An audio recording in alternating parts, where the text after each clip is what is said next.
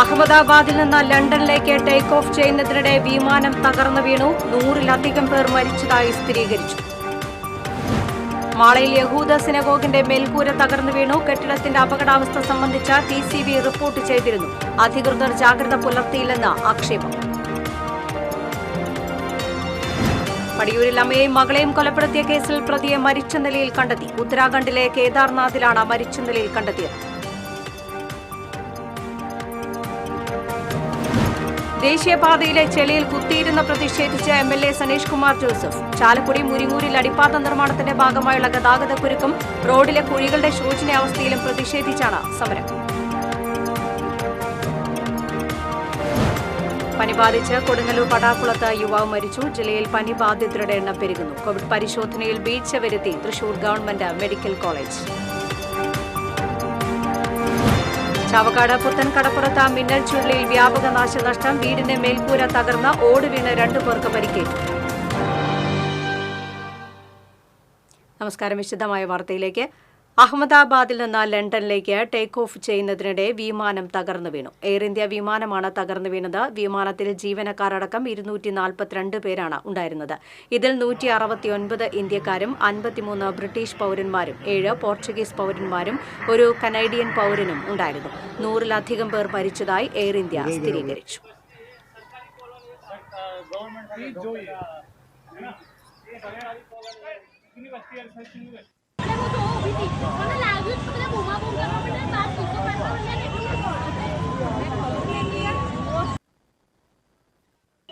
सूरत वाला याद आ जाता है।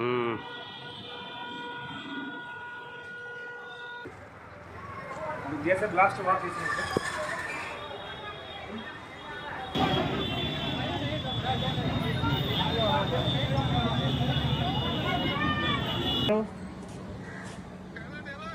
हाँ अलर्ट अलर्ट आई जाओ, जल्दी आई जाओ।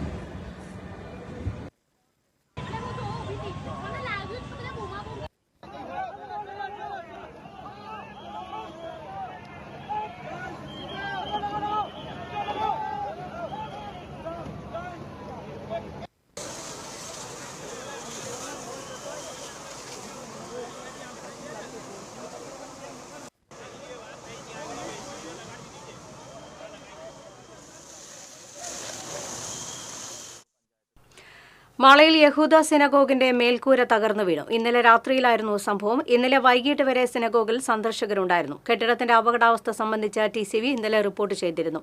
കെട്ടിടം അപകടാവസ്ഥയിലാണെന്നും ആളുകളെ പ്രവേശിപ്പിക്കരുതെന്നും കാണിച്ച് പഞ്ചായത്ത് അസിസ്റ്റന്റ് എഞ്ചിനീയർ നൽകിയ റിപ്പോർട്ട് മാള പഞ്ചായത്ത് അവഗണിച്ചതായും ആരോപണമുണ്ട്.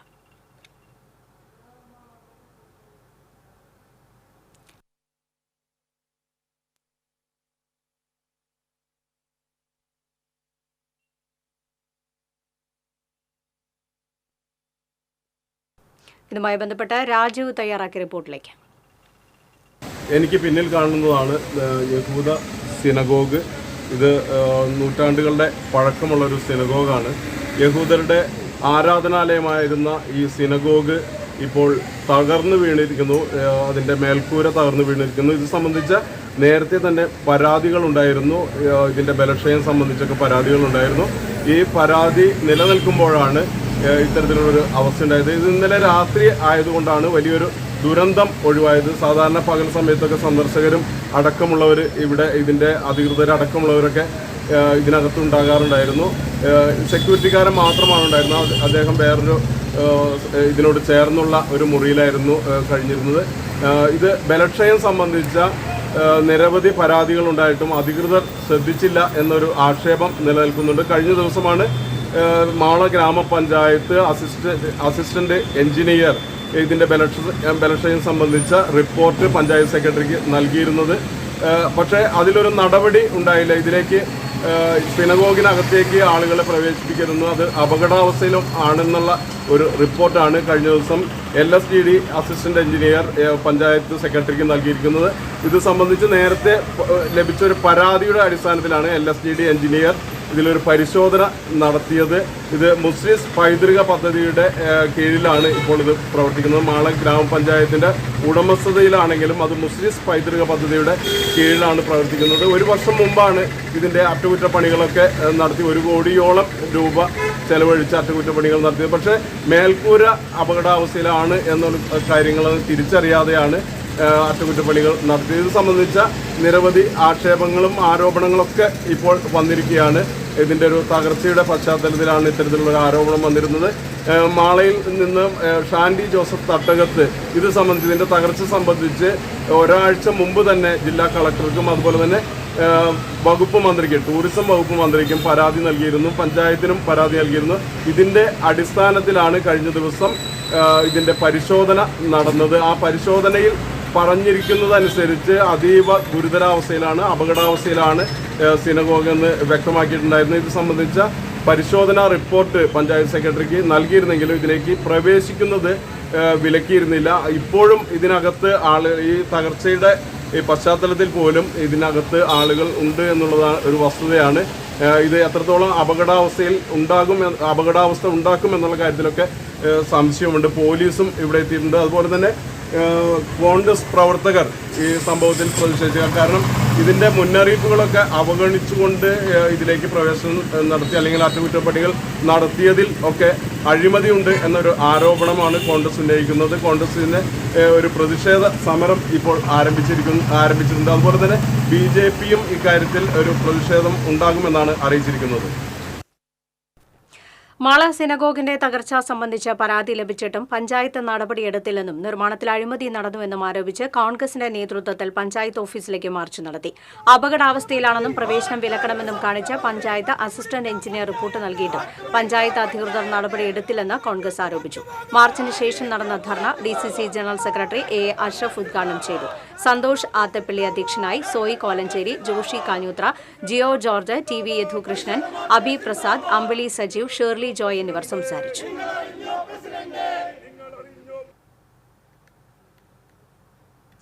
യഹൂദ സിനഗോഗിന്റെ തകർച്ചയ്ക്ക് കാരണക്കാരായ മാള പഞ്ചായത്ത് അധികൃതർക്കെതിരെ നടപടിയെടുക്കണമെന്നാവശ്യപ്പെട്ട് BJP മണ്ഡലം കമ്മിറ്റിയുടെ നേതൃത്വത്തിൽ പഞ്ചായത്ത് ഓഫീസിലേക്ക് മാർച്ച് നടത്തി. തുടർന്ന് നടന്ന ധർണ സൗത്ത് ജില്ലാ ജനറൽ സെക്രട്ടറി KP ഉണ്ണികൃഷ്ണൻ ഉദ്ഘാടനം ചെയ്തു. മണ്ഡലം പ്രസിഡന്റ് KS അനൂപ് അധ്യക്ഷനായി. KK അജയ്കുമാർ, ലോജൻ അമ്പാട്ട്, ഷാജു മറ്റത്തിൽ തുടങ്ങിയവർ സംസാരിച്ചു. ചില കാര്യങ്ങൾ അംഗീകരിക്കുന്നില്ലെങ്കിലും 2000 വർഷങ്ങൾക്ക് പട്ടണത്തിലാണ് ആദ്യമായി പടിയൂർ ഇരട്ട കൊലപാതക കേസിലെ പ്രതി പ്രേംകുമാർ മരിച്ചതായി വിവരം. ഉത്തരാഖണ്ഡിലെ കേദാർനാഥിലാണ് മൃതദേഹം കണ്ടെത്തിയത്. ഭാര്യയെയും ഭാര്യാമാതാവിനെയും കഴുത്തുഞെരിച്ചു കൊലപ്പെടുത്തിയ പ്രതി കോട്ടയം ഇത്തിത്താനം സ്വദേശി പ്രേംകുമാറിന്റെ മൃതദേഹം കണ്ടെത്തിയെന്നാണ് വിവരം. ഹൃദയാഘാതമാണെന്നാണ് പ്രാഥമിക നിഗമനം. ആത്മഹത്യ ചെയ്തതാണോ എന്നും സംശയമുണ്ട്. ഉത്തരാഖണ്ഡ് പോലീസ് കേരള പോലീസിനെ വിവരമറിയിച്ചതിനെ തുടർന്ന് റൂറൽ പോലീസ് മേധാവി B. കൃഷ്ണകുമാറിന്റെ നിർദ്ദേശപ്രകാരം ഇരിങ്ങാലക്കുട ഡിവൈഎസ്പിയുടെ നേതൃത്വത്തിലുള്ള സംഘം ഉത്തരാഖണ്ഡിലേക്ക് തിരിച്ചിട്ടുണ്ട്. അവിടെ എത്തി പ്രേംകുമാറിന്റെ മൃതദേഹം തന്നെയാണോ എന്ന് സ്ഥിരീകരിക്കേണ്ടതുണ്ട്. ജൂൺ 4-നായിരുന്നു പടിയൂരിലെ വാടക വീട്ടിൽ കാറളം വെള്ളാനി സ്വദേശിനി കൈതവളപ്പിൽ വീട്ടിൽ പരേതനായ പരമേശ്വരന്റെ ഭാര്യ മണി, മകൾ രേഖ എന്നിവരെ കൊല്ലപ്പെട്ട നിലയിൽ കണ്ടെത്തിയത്. കൊലപാതക ശേഷം മൊബൈൽ ഫോൺ സ്വിച്ച് ഓഫ് ചെയ്ത് രക്ഷപ്പെട്ട പ്രേംകുമാറിനെ പിടികൂടുന്നതിനായി പോലീസ് ഊർജിത ശ്രമങ്ങൾ നടത്തിവരവെയാണ് മൃതദേഹം കണ്ടെത്തിയ വിവരം പുറത്തുവന്നത്. ഇയാളുടെ പല രൂപത്തിലുള്ള ചിത്രങ്ങൾ സഹിതം ഇന്ത്യയൊട്ടാകെ കേരള പോലീസ് ലുക്കൌട്ട് നോട്ടീസ് പുറപ്പെടുവിച്ചിരുന്നു. 2019 കാമുകിക്കൊപ്പം ജീവിക്കാൻ ആദ്യ ഭാര്യയെ കൊലപ്പെടുത്തിയ കേസിൽ ജാമ്യത്തിലിറങ്ങിയാണ് പ്രേംകുമാർ രേഖയെ വിവാഹം കഴിച്ചത്. TCV ഇരിങ്ങാലക്കുട. ദേശീയപാതയിലെ രൂക്ഷമായ ഗതാഗതക്കുരുക്ക് പരിഹരിക്കുന്നതിന് അടിയന്തര നടപടികൾ സ്വീകരിക്കുക, തകർന്ന ബദൽ റോഡുകൾ അറ്റകുറ്റപ്പണികൾ നടത്തുക തുടങ്ങിയ ആവശ്യങ്ങൾ ഉന്നയിച്ച് ചാലക്കുടി MLA സനീഷ് കുമാർ ജോസഫ് മുരിങ്ങൂർ ജംഗ്ഷനിൽ കുത്തിയിരിപ്പ് സമരം നടത്തി. NHIA ഉദ്യോഗസ്ഥർ സ്ഥലത്തെത്തി തകർന്ന റോഡുകൾ ഉടൻ ടാറിംഗ് നടത്തുമെന്ന ഉറപ്പ് നൽകിയ ശേഷമാണ് 4 മണിക്കൂർ നീണ്ട സമരം അവസാനിച്ചത്. 50ഓളം പ്രവർത്തകരുമായാണ് കനത്ത മഴയിൽ ചളി നിറഞ്ഞ നിരത്തിൽ MLA സമരം തുടങ്ങിയത്. 1.5 മണിക്കൂറോളം ശക്തമായ മഴ അവഗണിച്ചായിരുന്നു പ്രതിഷേധം. Congress Pariyaram block committee president MT Davis, നിയോജക മണ്ഡലം പ്രസിഡന്റുമാരായ തോമസ് കണ്ണത്ത്, രാജേഷ് മേനോത്ത്, ആൽബിൻ പൌലോസ്, സുനിൽ K. മേനോൻ തുടങ്ങിയവർ പങ്കെടുത്തു. അടിപ്പാതയിലെ ഗതാഗതക്കുരുക്കിൽ MLA ഉത്തരവാദിയാണെന്ന് ആരോപിച്ച് ബുധനാഴ്ച ചാലക്കുടിയിൽ LDF പ്രവർത്തകർ ധർണ നടത്തി.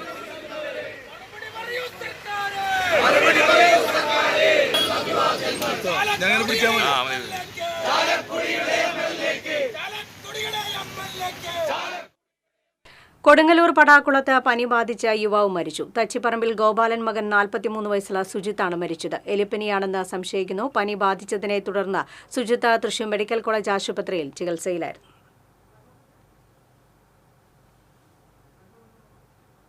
ജില്ലയിൽ പനി ബാധിതരുടെ എണ്ണം പെരുകുന്നു. കോവിഡ് പരിശോധനയിൽ വീഴ്ച വരുത്തി Thrissur government medical college.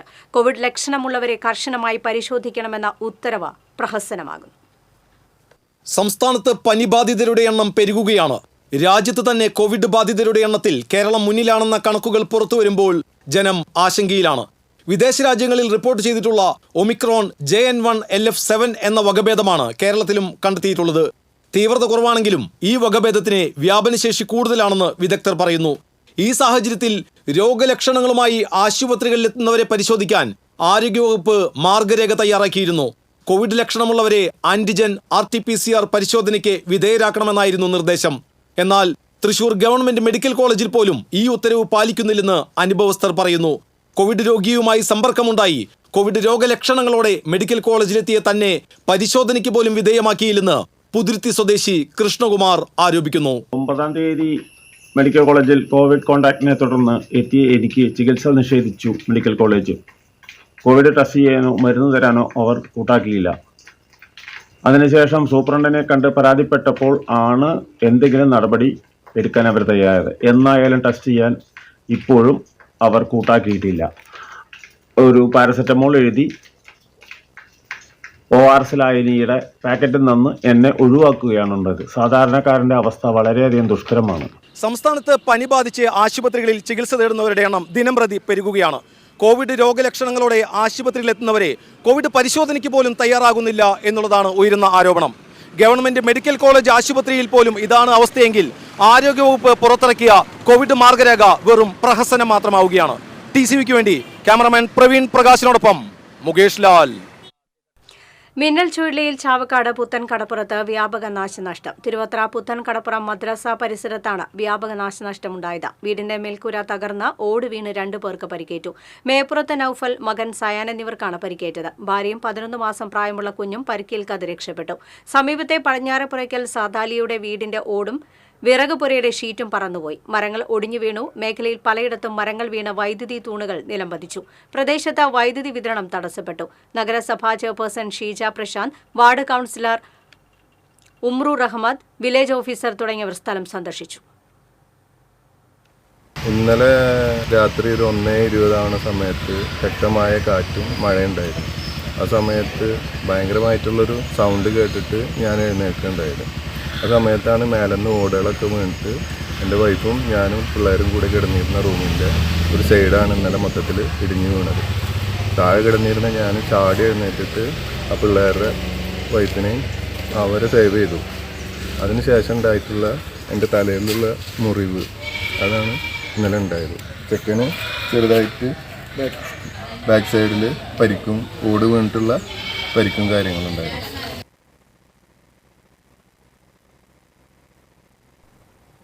Shoranur railway സ്റ്റേഷനിൽ വീണ്ടും കഞ്ചാവ് വേട്ട. കമ്പാർട്ട്മെന്റിൽ നിന്ന് ബാഗിൽ സൂക്ഷിച്ചിരുന്ന 3 കിലോ 700 ഗ്രാം തൂക്കം വരുന്ന കഞ്ചാവാണ് ലഭിച്ചത്. പ്രതിക്ക് വേണ്ടി തെരച്ചിൽ ഊർജിതമാക്കി. ഇതര സംസ്ഥാനത്ത് നിന്ന് കേരളത്തിലേക്ക് തീവണ്ടി മാർഗം കഞ്ചാവ് വരുന്നുണ്ടെന്ന രഹസ്യവിവരത്തെ തുടർന്ന് Shoranur railway police SI Anil മാത്യുവും സംഘവും ഉച്ചയ്ക്ക് 12:30 മംഗലാപുരത്ത് നിന്ന് തിരുവനന്തപുരത്തേക്ക് പോയിരുന്ന തീവണ്ടി പരിശോധിച്ചപ്പോഴാണ് ബാഗ് ഉപേക്ഷിക്കപ്പെട്ട നിലയിൽ കണ്ടത്.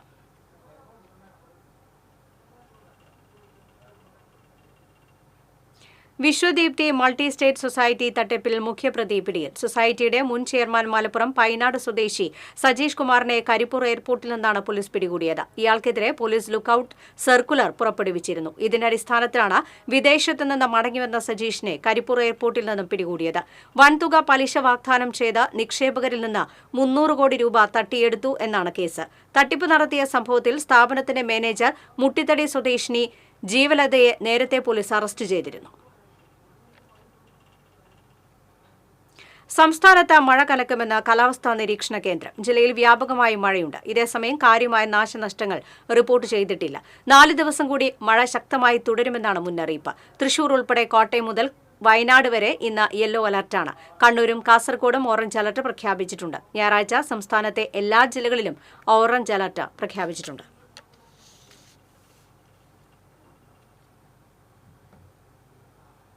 കൂരിക്കുഴി പഞ്ഞമ്പള്ളി മോസ്കോ പാലത്തിന് സമീപം നിയന്ത്രണം വിട്ട കാർ വൈദ്യുതി പോസ്റ്റിൽ ഇടിച്ചു മറിഞ്ഞു. അപകടത്തിൽ ആർക്കും പരിക്കില്ല. പടിഞ്ഞാറെ ടിപ്പു സുൽത്താൻ റോഡിൽ ഇന്ന് രാവിലെയായിരുന്നു അപകടം. എടവിലങ്ങ് സ്വദേശി സഫാനാണ് കാറിലുണ്ടായിരുന്നത്. അപകടത്തെ തുടർന്ന് റോഡിൽ ഗതാഗതം സ്തംഭിച്ചു. കയ്പമംഗലം പോലീസും KSEB അധികൃതരും സ്ഥലത്തെത്തി.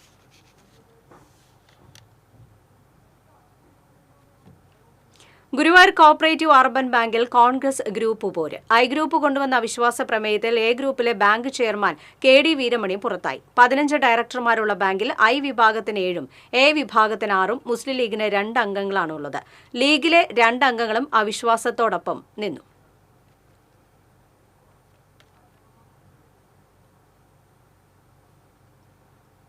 പെരുവല്ലൂരിൽ ഓട്ടോറിക്ഷയിടിച്ച് പരിക്കേറ്റ് ചികിത്സയിലായിരുന്ന മധ്യവയസ്കൻ മരിച്ചു. കാക്കശ്ശേരി സ്വദേശി അനന്തം വീട്ടിൽ 48 വയസ്സുള്ള മണികണ്ഠനാണ് മരിച്ചത്. ബുധനാഴ്ച വൈകിട്ട് പെരുവല്ലൂർ സെന്ററിലെ ബസ് സ്റ്റോപ്പിലേക്ക് നടന്നുപോയിരുന്ന മണികണ്ഠനെ പർപ്പൂർ ഭാഗത്തുനിന്ന് വന്ന ഓട്ടോറിക്ഷ ഇടിക്കുകയായിരുന്നു.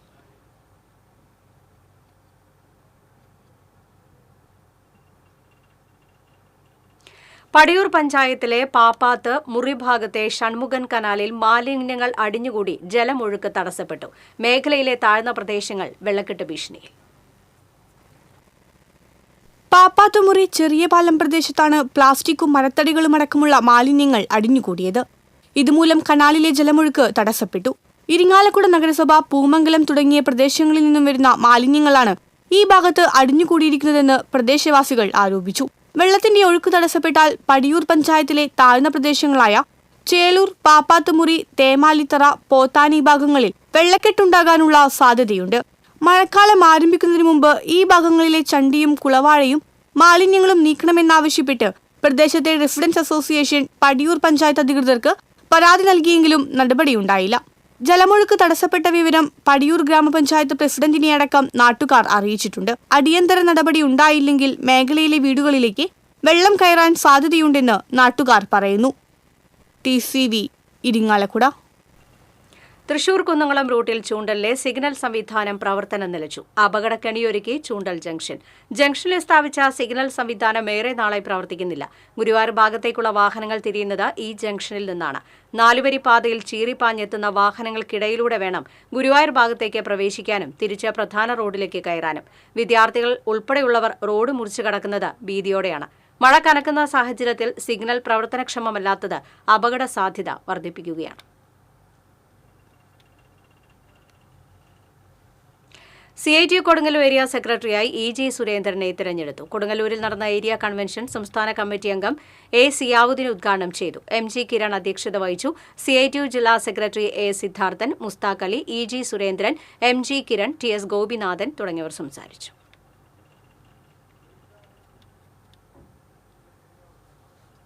കെനിയയിൽ വാഹനാപകടത്തിൽ മരിച്ച വെങ്കിടങ്ങ് തോയ്ക്കാവ് സ്വദേശി മാടക്കായിൽ മുഹമ്മദിന്റെ ഭാര്യ ജസ്നയുടെയും മകൾ റൂഹി മൊഹറിന്റെയും വീട് DCC പ്രസിഡന്റ് ജോസഫ് ടാജറ്റ് സന്ദർശിച്ചു. DCC സെക്രട്ടറിമാരായ CM Naushad, KK Babu, Manalur block president KS Deepan എന്നിവരും DCC പ്രസിഡന്റിനോടൊപ്പം ഉണ്ടായിരുന്നു. ജസ്നയുടെ മകൾ റൂഹി മൊഹറിന്റെ മൃതദേഹം വ്യാഴാഴ്ച രാത്രി മൂവാറ്റുപുഴ പേഴക്കാപ്പള്ളിയിലെ ജസ്നയുടെ വീട്ടിലെത്തിച്ചേക്കും. അപകടത്തിൽ പരിക്കേറ്റ് ചികിത്സയിലായിരുന്ന ജസ്നയുടെ ഭർത്താവ് മുഹമ്മദ് ഹനീഫും ഒപ്പമുണ്ടാകും. കുന്നംകുളം നഗരസഭാ കൌൺസിൽ യോഗത്തിൽ BJP കൌൺസിലർമാരുടെ പ്രതിഷേധം. കോൺഗ്രസ് CPM അംഗങ്ങൾ ഒത്തുകളിച്ചു എന്നാരോപിച്ചായിരുന്നു പ്രതിഷേധം. കൌൺസിൽ യോഗത്തിലെടുത്ത തീരുമാനം കൌൺസിലിന്റെ അനുമതിയില്ലാതെ ഭരണസമിതി തിരുത്തി എന്നാരോപിച്ച് കോൺഗ്രസിലെ ഷാജി ആലിക്കൽ രംഗത്തെത്തി. എന്നാൽ ഫയലിൽ രേഖപ്പെടുത്തിയ കാര്യമാണ് വ്യക്തമാക്കിയതെന്നും പരാതിയുണ്ടെങ്കിൽ എഴുതിത്തരണമെന്നും ചെയർപേഴ്സൺ മറുപടി നൽകി. തുടർന്ന് കോൺഗ്രസ് കൌൺസിലർമാർ ബഹളം വെച്ചതോടെ യോഗം അവസാനിപ്പിച്ചു.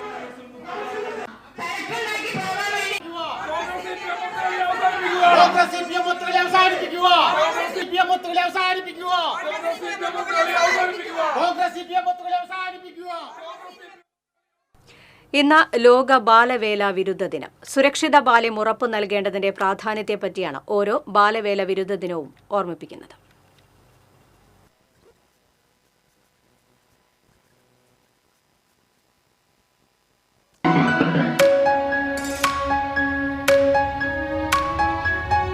ആഗോളതലത്തിൽ ബാലവേല ഇല്ലാതാക്കുന്നതിനുള്ള അവബോധം വളർത്തുന്നതിനും നടപടികൾ പ്രോത്സാഹിപ്പിക്കുന്നതിനുമാണ് ലോക ബാലവേല വിരുദ്ധ ദിനം ലക്ഷ്യമിടുന്നത്. ഐക്യരാഷ്ട്ര സംഘടനയും ഇന്റർനാഷണൽ ലേബർ ഓർഗനൈസേഷനും സംയുക്തമായി 2002 മുതലാണ് ആഗോളതലത്തിൽ ബാലവേല വിരുദ്ധ ദിനാചരണം ആരംഭിക്കുന്നത്.